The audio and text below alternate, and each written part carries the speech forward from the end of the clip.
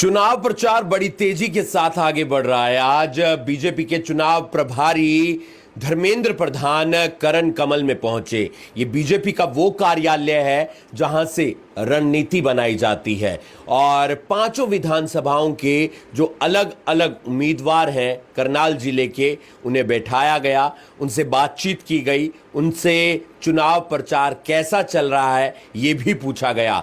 और इसके बाद जब वो मीडिया से मुखातिब हुए तो राहुल गांधी पर वो जमकर बरसते हुए नजर आए।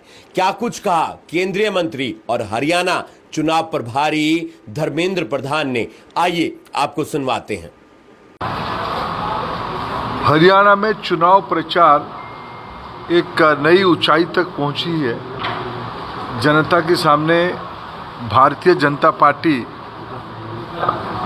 लाडो लक्ष्मी योजना से 26 फसलों में एमएसपी देने की दायित्व से अनेक कल्याणकारी कामों को बिना खर्ची बिना पर्ची लाखों नए नियुक्ति करवाने से अनेक नए कार्यक्रमों को लेकर आ रही है। जनता कांग्रेस की पिछले 4 से 14 की सरकार और भारतीय जनता पार्टी की 14 से 24 की सरकार की तुलना कर रही है। जिस प्रकार के जमीनी फीडबैक आ रही है, भारतीय जनता पार्टी स्पष्ट बहुमत के साथ तीसरे बार प्रदेश में सेवा करने की हमको अवसर मिलेगा। हम पूरा आत्मविश्वास के साथ इसको कहते हैं। प्रतिपक्ष के पास कोई मुद्दा नहीं है, प्रतिपक्ष हताश है। समाज की सभी वर्ग के लोगों को हम समझाने में सफल हो रहे हैं। श्री नायब सिंह सैनी जी के नेतृत्व में और माननीय नरेंद्र मोदी जी की मार्गदर्शन में हरियाणा फिर भारतीय जनता पार्टी की को सेवा करने का अवसर देगा। मैं प्रदेश की लगभग 50 से ज़्यादा विधानसभा हलके में खुद जाके आया हूँ। मैं जमीनी स्तर की कार्यकर्ता और समाज की लोगों को भी मिल रहा हूं।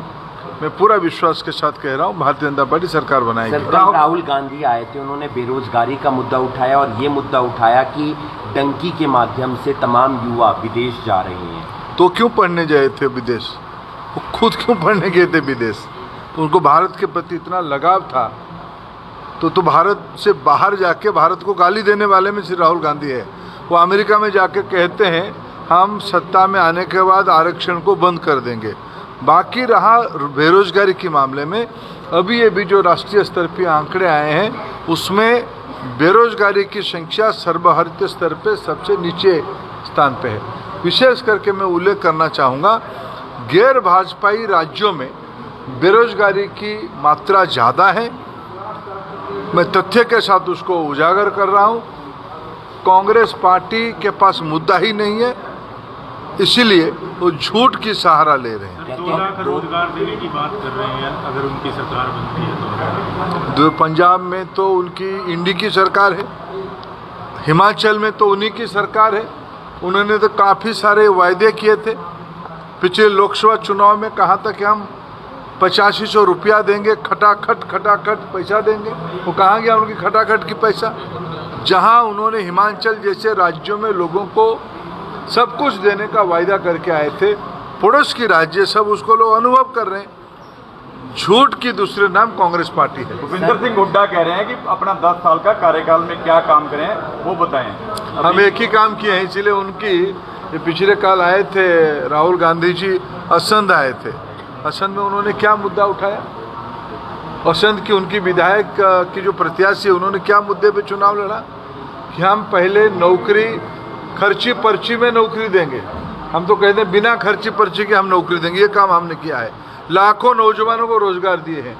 वो मुद्दा उठाते हैं कि हम खर्ची पर्ची के साथ नौकरी देंगे, पहले अपना पेट भरेंगे, अपनों की पेट भरेंगे, तब जाकर हरियाणा के नौजवानों की बात सोचेंगे। ये लोग हमको प्रश्न पूछेंगे। सर उन्होंने ये भी कहा है कि भाई बिना अपना धोखेधारी के कहीं ना कहीं राजनीति जो है वो संभव नहीं है। बिना पुराना काफी पुराना बयान है उनका। बिना घोटालों के सरकार नहीं चल सकती, उन्होंने ऐसे ही बोला।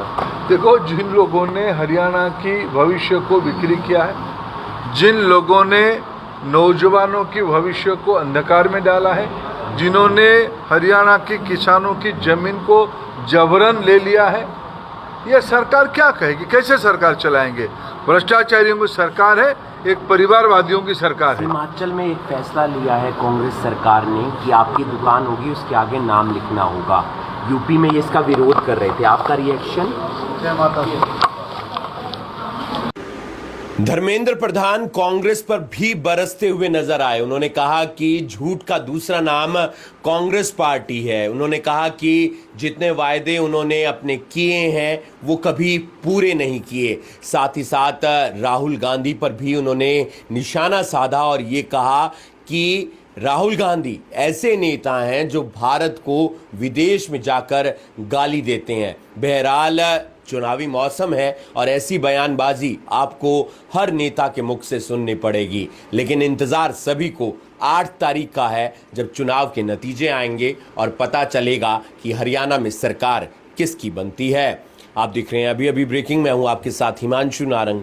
धन्यवाद।